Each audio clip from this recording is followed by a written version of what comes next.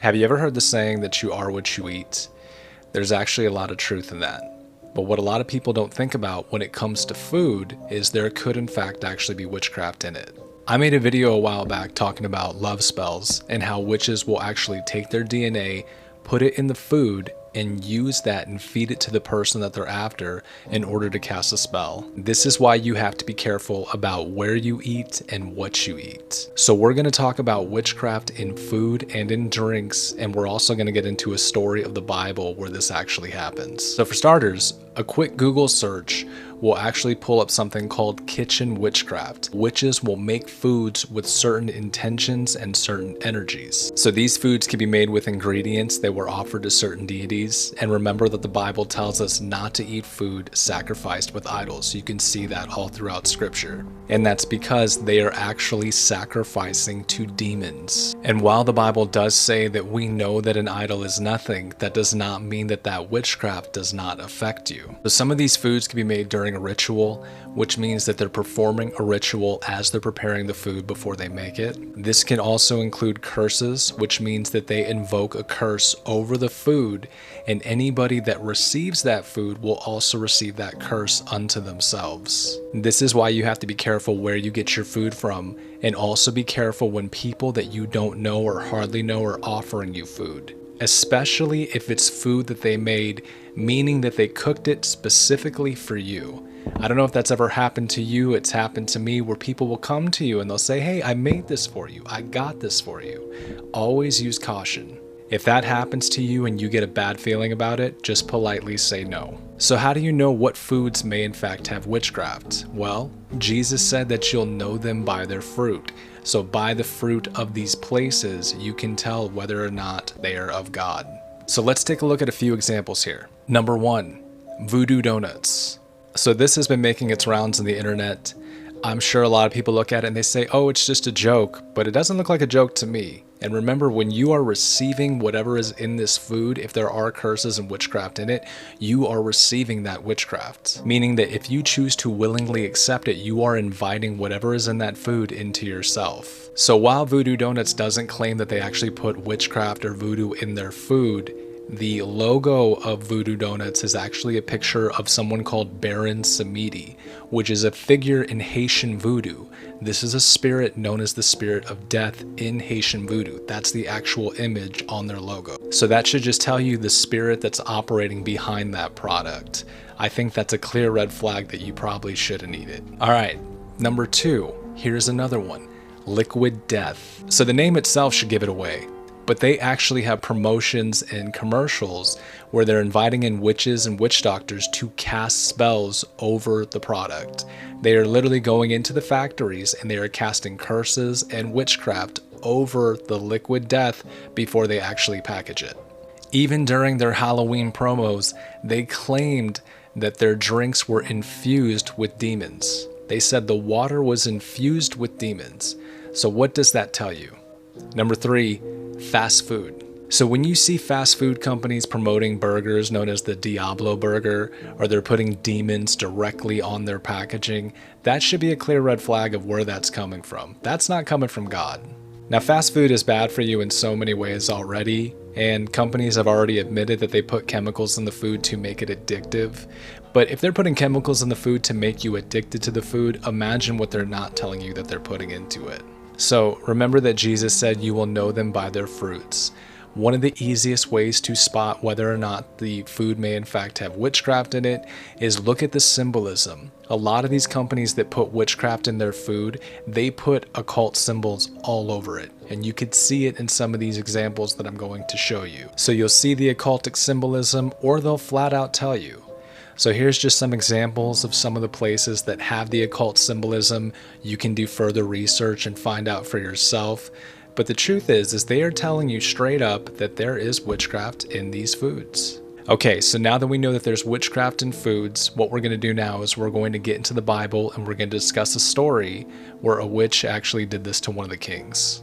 So this is going to be 1 Samuel chapter 28. I'm going to paraphrase pretty much the entire chapter, and then we're going to read some scriptures at the end. So a battle with the Philistines is about to happen. Samuel the prophet has died. and King Saul is now preparing to go to war with the Philistines. Alright, so Saul also at this time had made a law where anybody that was a wizard or had a familiar spirit was to be put off from the country. So the Philistines gather their armies and they camp out in a place called Shunem, while King Saul gathers Israel and they are camping out in a place called Gilboa. The chapter says that Saul ends up seeing the Philistines and their camp, and it makes him greatly afraid. So when this happens, he calls out to God and asks God what he should do. But God did not answer him. God didn't answer him by dreams, by prophets, or any other way. He didn't answer Saul. Because Saul was disobedient, God chose not to answer him. Now, because of all this, Saul goes to his servants and he says, "Seek me a woman that has a familiar spirit." And his servants tell him, "There is a woman in Endor that has a familiar spirit. This woman is also known as the Witch of Endor." So Saul disguises himself. He takes 2 people with him, and they go and they visit this woman at night. So when they meet her, he tells her that he wants her to bring up the spirit of whom he tells her. So she doesn't know who he is, and she says to him, "Saul has commanded that any wizard or any person found with a familiar spirit is to be cut off from the country." And basically asks him, "Why are you having me jeopardize my life? Saul has made a decree that anybody practicing these things will be put to death." So he basically tells her everything is going to be fine. Just call who I want you to call up. So she asks him, "Who do you want me to bring up?" And then he responds, "Samuel." So now she knows that it's King Saul she's talking to, and she begins to panic. Saul tells her, "Don't worry," and then he begins to ask her, "What did you see?" She tells him, "I saw gods ascending out of the earth." So Saul asks her, "What form did you see?" And she says, "I saw an old man who was covered with a mantle." Now this chapter says that Saul perceived that it was Samuel, but it doesn't in fact say that it was in fact Samuel. This is why it's very dangerous to consult with psychics, with mediums. Any Christian or anybody who's not a Christian should not seek these people out that have familiar spirits. Because the thing is you think you're talking to your dead relative, you think you're talking to a long lost friend or loved one, and the fact is you're probably most likely talking to a demon. So even though Saul perceived that it was Samuel, it does not in fact mean that it actually was Samuel. But let's go ahead and keep reading. So anyways, Saul begins to talk to the spirit, and he's telling him that he's completely distressed. He's about to go to war with the Philistines. God has not talked to him, hasn't given him order. He doesn't know what to do. And this is why he called that spirit forth to find out what should he do. And the spirit basically asked him, "Why are you asking me? If God turned his back on you and has become your enemy, what information could I bring you?" And then the spirit goes on to tell him, "Because you did not obey the voice of the Lord, you lost the kingdom, and now Israel is going to be delivered into the hand of the Philistines. And not only that, but you and your sons are both going to be with us as of tomorrow." So the spirit basically tells him that Saul and his sons are going to lose their lives. So what I'm going to do now is I'm going to read the verses 20 through 25. Let's get into it. Okay, and it says, "Then Saul fell straightway all along the earth and was sore afraid because of the words of Samuel. And there was no strength in him, for he had eaten no bread all the day nor all the night. And the woman came unto Saul, and saw him, and saw that he was sore troubled, and said unto him, Behold, thine handmaid hath obeyed thy voice, and I have put my life in my hand, and have hearkened unto thy words which thou spakest unto me. Now therefore I pray thee, hearken thou also unto the voice of thine handmaid, and let me set a morsel of bread before thee, and eat, that thou mayest have strength when thou goest thy way." Okay, so let's stop right there. So remember that this is the Witch of Endor that we're talking about. Number one, she was angry that Saul lied to her. She was angry that she's jeopardizing her life to channel a spirit for him. Do you really think that she had compassion for him, knowing that she could lose her own life for helping him? Or did she want to put a curse on the food and feed it to him and the people that he was with as payback? So let's read the rest. And it says, "But he refused and said, I will not eat. But his servants together with the woman compelled him, and he hearkened unto their voice. So he arose from the earth and sat upon the bed." So it says they compelled him. To compel means to bring about something by the use of force or pressure. So they pressured him into eating is what basically happened. "And the woman had a fat calf in the house, and she hasted and killed it, and took flour and kneaded it, and did bake unleavened bread thereof. And she brought it before Saul and before his servants, and they did eat. Then they rose up and went away that night. And if you read the rest of the story, Saul lost his life the next day. So the question is, did she put a death curse over the food and feed it to them?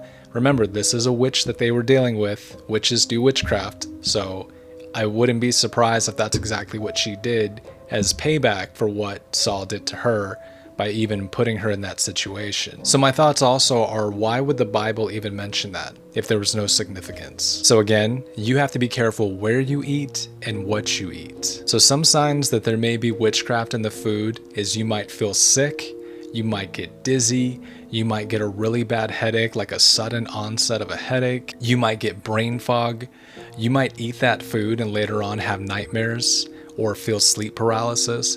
All these are signs that there could be witchcraft in the food. So this is why it's important to pray over every meal that you receive.